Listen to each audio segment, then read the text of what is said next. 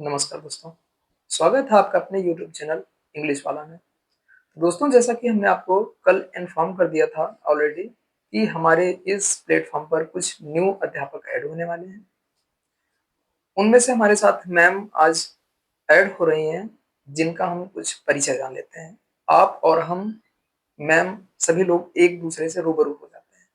तो चलिए मैम आप अपना थोड़ा संक्षिप्त परिचय दे सकती हैं? जी, मेरा नाम रेणु सिंह लोधी है और मैं इस समय एमपी में ईएमआरएस में as a PGT biology posted हूँ। जी, जी। जी। तो मैम आप ये ज़रा सुझाव हमसे साझा कर सकते हैं जैसे पीजीटी बायो टीचर्स में सिलेक्टेड आप गवर्नमेंट टीचर में सिलेक्टेड हैं, जी। तो इससे पहले भी आपने कोई एग्ज़ाम प्रिपरेशन के दौरान एग्ज़ाम क्वालीफाई आपने किया? जी, प्रिपरेशन के क्रम में मैंने इसके पहले झारखंड पीजीटी का एग्ज़ाम दिया है, एनवीएस पीजीटी और केवीएस पीजीटी के एग्ज़ाम दिए हैं, जिसमें से केवीएस पीजीटी का इंटरव्यू भी मैंने दिया है। अच्छा, अच्छा। जी। तो मैम आपकी पढ़ने की रणनीति क्या रही है? ज़रा मतलब थोड़ा हमारे दर्शकों को आप कैसे आप मतलब अपना थोड़ा सुझाव साझा कीजिए कि रणनीति क्या रही पढ़ने की? किस मतलब स्रोत से, किस सोर्स से आपने पढ़ाई की? जी, जैसे कि आप सबको पता ही है, आप सब लोग यूट्यूब में भी देखते ही रहते हैं। सजेशन क्या मिलता है हमें कि सिलेबस देखना है, तो वैसे ही आप एक काम मैंने क्या किया था, सिलेबस सबसे पहले देखा, जी, पीजीटी का सिलेबस क्या होता है। जी, जी। जैसे हमारे स्टेट पीजीटीज़ भी होते हैं और सेंट्रल के पीजीटीज़ भी होते हैं, तो ऑलमोस्ट सिलेबस लगभग सब में सेम होता है। हाँ, स्टेट का थोड़ा-सा अलग होता है।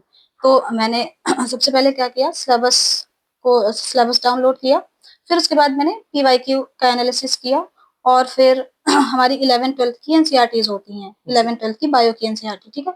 पूरा का पूरा पेपर, इवन नीट का भी 11th-12th की एनसीईआरटी से आता है। जी। और हाँ, कुछ कॉन्सेप्ट को समझने के लिए मैंने यूट्यूब के कुछ चैनल्स का सहारा लिया था और इसके अलावा कुछ बुक्स होती हैं, जैसे रेफ़रेंस बुक है हमारी एक एमपी कौशिक बॉटनी की, वो काफ़ी अच्छी बुक है, उससे भी मैंने काफ़ी हेल्प ली थी जी। और हाँ, और इसके बाद मैंने इन सबका एक नोट्स बनाया था जिसको मैं कंटीन्यूअस रिवीज़न करती रहती थी। अच्छा तो मैम जैसे आपने बताया कि मतलब एक बेहतर तरीके से तैयारी करने के लिए हमें प्रॉपर नोट ज़रूर बनाने जी, चाहिए, जी, राइट मैम? बिल्कुल, बिल्कुल। तो आप ज़रा हमारे साथ एक सुझाव ये साझा कीजिए मैम कि क्या जैसे bio teacher as a bio teacher आप जी, हैं, जी। तो आप वेल एक्सपीरियंस होगा, तो बच्चों को समझाने का तरीका कैसा रहता है आपका? मतलब विद डायग्राम आप समझाती हैं या ऐसे जैसे टीचर्स खड़े हुए डेफिनिशन हमने बता दिया ऐसा कुछ? नहीं, देखिए पढ़ाने के लिए क्योंकि हम बच्चों को पढ़ा रहे हैं, स्कूल लेवल के बच्चों को पढ़ा रहे हैं, तो सबसे पहले क्या रहता है कि जो भी हमारा टॉपिक होगा, मान लीजिए जेनेटिक्स टॉपिक है, जेनेटिक्स एंड वेरिएशन, जी, ठीक जी। है? Heredity and variation. तो सबसे पहले जो हेडिंग है हमारी, सबसे पहले हम उसी को समझाते हैं। जैसे हेरिडिटी क्या हो गई, वेरिएशंस क्या हो गए, ठीक? इसके बाद मेनली जो हमारा तरीका रहता है बायो का, क्योंकि बायो है तो डायग्राम तो मस्ट है। जी, बिना जी। डायग्राम के तो बायो कोई पढ़ा ही नहीं सकता मुझे लगता है। और दूसरा एक और तरीका हम यूज़ करते हैं, मैं यूज़ करती हूँ, जो है कि फ्लो चार्ट को पढ़ाने का। जैसे कोई भी प्रोसेस हुआ, जैसे रेप्लिकेशन प्रोसेस होते हैं जेनेटिक्स में, मॉलिक्यूलर बायोलॉजी में, तो उसमें फ्लो चार्ट के माध्यम से हम पूरी की पूरी वो प्रोसेस समझाते हैं, ठीक है? जी, जी, जी। जी। तो फ्लो चार्ट हो गया और डायग्राम, ये दोनों टूल्स का मैं यूज़ करती हूँ, जो जी, दोनों जी। टेक्निक्स का। तो अच्छा मैम, कभी-कभी ऐसा होता है जैसे चाहे वो इंटर लेवल का बच्चा रहा हो, चाहे वो कॉम्पिटिशन लेवल का हो, तैयारी तो हम प्रॉपर तरीके से पूरे ईयर करते हैं। जी। कुछ लोगों का मानना है, कहना है कि एग्ज़ाम से 1 दिन पहले या कुछ टाइम पहले मतलब 1-2 दिन पहले या 2-4 घंटा, 10 घंटा पहले रिलैक्स माइंड को देना चाहिए, नहीं पढ़ना चाहिए। तो इसके बारे में आपकी क्या राय है? आप तो ख़ैर कई एग्ज़ाम आपने क्वालीफाई किया, तो इसके बारे में आपकी क्या राय है? आप क्या कहना चाहेंगे? एग्ज़ाम के हाँ, 8-10 घंटे पहले तो आप रिलैक्स हो जाइए। हाँ, कुछ नया मत पढ़िए 1-2 दिन पहले, लेकिन हाँ, आप कंटिन्यूअस अगर आप पढ़ रहे हैं, आपकी तैयारी अच्छी है, तो आप वो सेल्फ फीलिंग आएगी आपको, सेल्फ इंट्यूशन होगा कि आप उसको पढ़ते रहें, तो आप पढ़ते रहेंगे। हाँ, लेकिन इतना है कि आप कुछ नया ना पढ़ें उस समय, क्योंकि आप नया पढ़ेंगे तो आपको कन्फ्यूज़न होगा और जी। कन्फ्यूज़न होगा तो कन्फ्यूज़न की वजह से आपका क्वेश्चन गलत हो सकता है। तो कुछ नया ना पढ़ें, बाकी पढ़ते रहें आप। जी, जी, अगर बिल्कुल आपका मन कर रहा है तो आप बिल्कुल पढ़ते रहें। आप एग्ज़ाम के 1 घंटे पहले तक पढ़ते रहें, जी, बस नया ना पढ़ें। जी, जी। तो मैम जैसे हमारे स्टूडेंट होते हैं, इंटर क्रॉस करने के बाद कन्फ्यूज़ रहते हैं कि हम आखिर तैयारी किस चीज़ की करें, क्या करें? तो उनके बारे में क्या राय आप दे सकती हैं कि मतलब हम इस मोड़ पर मतलब कि इस चीज़ को हम सेलेक्ट करें कि जल्दी सक्सेस हो जाएँ या हम अपने सक्सेस प्रोसेस को मतलब कि किसी चीज़ को किसी चीज़ में सेलेक्ट होने के लिए कितना टाइम हम चूज़ करें और कैसे हम रणनीति बनाएँ, कितने दिन में हमारा सिलेक्शन हो जाए या किस ओर अपना रुझान करें? देखिए, इंटर क्वालीफाई करने के बाद, इंटर कंप्लीट करने के बाद सभी स्टूडेंट्स के पास बहुत सारे ऑप्शंस खुल जाते हैं, डिपेंड करता है वो कौन-सी किस फ़ील्ड में है। हाँ, ये भी सच है कि उस एज में हमें पता भी नहीं होता है कि करना क्या है, तो बेहतर होगा कि आपके आपके घर में अगर कोई सीनियर है, तो आप उनकी हेल्प ले सकते हैं कि आपको किस दिशा में जाना है। और सबसे पहले तो आप ये कर सकते हैं कि आपके जिस भी फ़ील्ड में आपका रुझान है, आप वहाँ जाइए, आप उस चीज़ के बारे में पहले यूट्यूब से या फिर इंटरनेट से आप पूरा सर्च कर सकते हैं कि किस-किस फ़ील्ड में क्या-क्या स्कोप है। तो आपके पास तो बहुत सारे सोर्स ऑफ इन्फॉर्मेशन है ना? और फिर हाँ, किसी की गाइडेंस बहुत ज़रूरी होती है। गाइडेंस के बाद आपकी खुद की मेहनत सबसे ज़्यादा ज़रूरी है। गाइडेंस प्लस आपकी मेहनत और जी, कंटीन्यूअस उस चीज़ में थोड़ा-सा लगे भी रहना होता है। कई बार ऐसा होता है कि हमें हमें हमारी जो मनचाही सक्सेस होती है, वो नहीं मिलती है। जी, तो जी। कभी-कभी निराशा भी लगती है, अच्छा पर हाँ, कोई बात नहीं, जहाँ हिम्मत निराशा की बात आई मैम आपके भी जीवन काल में ऐसी कोई निराशा का सामना आपको करना पड़ा? हाँ, निराशा वो तो कई बार आती है। कभी-कभी ऐसा लगता है अब तो बस खत्म हो गया। जैसे जी, मेरे जी। साथ भी था जब मैंने झारखंड पीजीटी का एग्ज़ाम दिया था, तो मुझे बहुत उम्मीद थी कि हाँ, उसमें हो जाएगा। पर मेरा कट ऑफ से सिर्फ़ 1 नंबर कम था। जी, जी। तो तो उस उस दौरान समय ऐसा मैम लग रहा था कि बस अब खत्म हो गया, अब तो कोई वैकेंसी भी नहीं आनी है। जी।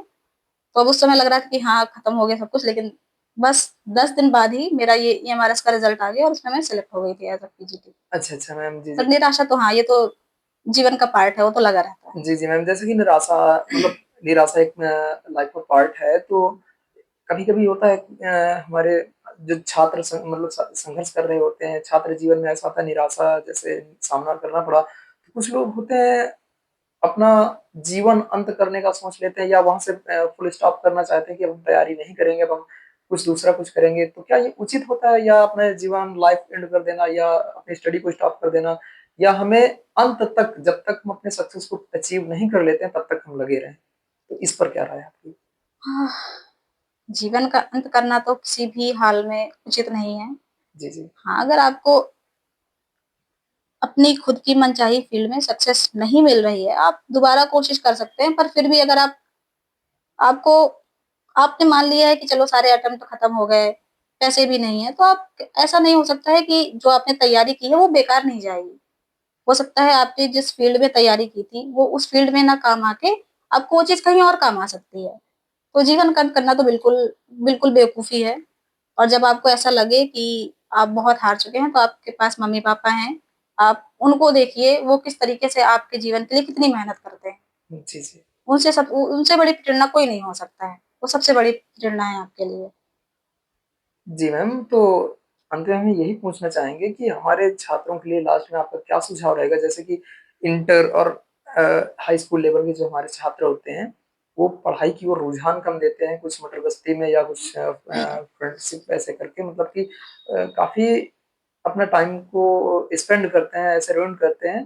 तो ये जो परसेंटेज के पीछे हम लोग भाग रहे होते हैं, तो क्या परसेंटेज स्कूल, कॉलेज लाइफ के बाद ये वैल्यूएबल होता है, मायने रखता है किसी एरिया में?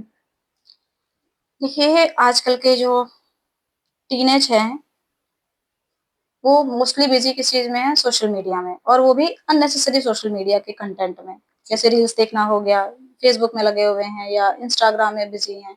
तो उनसे हटकर थोड़ा-सा अपनी पढ़ाई पर फ़ोकस करें, क्योंकि उनके मम्मी-पापा हम सबके मम्मी-पापा सबके लिए बहुत मेहनत कर रहे हैं। जी, तो जी। उस चीज़ पर ध्यान दें और अपने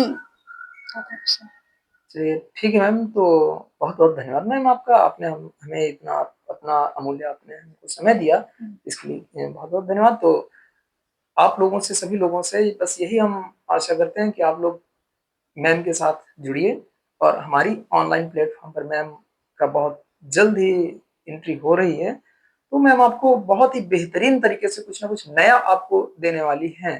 तो मतलब ऐसा होता है कि प्लेटफ़ॉर्म में मिल तो काफ़ी सारे ढेर सारे टीचर जाते हैं, लेकिन कौन हमें ठीक-ठाक प्रोवाइड करवा पा रहा है और किसकी लैंग्वेज हमें समझ में आ रही है और कहाँ से हम कितना अचीव कर पा रहे हैं, ठीक है? तो मतलब आप ये मत देखिए कि सामने हमारे न्यू टीचर है या कोई अदर है, उसके सामने हम नहीं बैठकर पढ़ना चाहते, तो आप लोग एक बार पूरी क्लास देखिए और उस पर अपना रुझान लगाइए और जैसा भी है, जैसा भी आपका मन लगता है, मतलब एलोन अकेले सबके बीच में बैठकर विथ नोट्स बनाकर आप जैसा भी पढ़ना चाहते हैं वैसे आप पढ़ सकते हैं।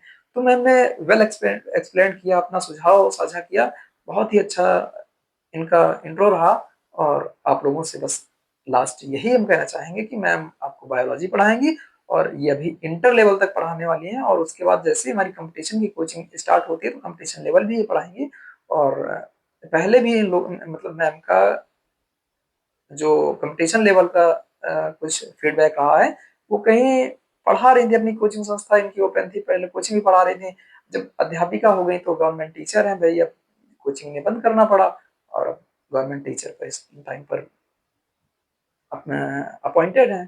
तो ठीक है फिर यहीं तक यही रहा हमारा इंटरव्यू आपके सामने और हम आपके उज्जवल भविष्य की कामना करते हैं। तो धन्यवाद मैम। धन्यवाद।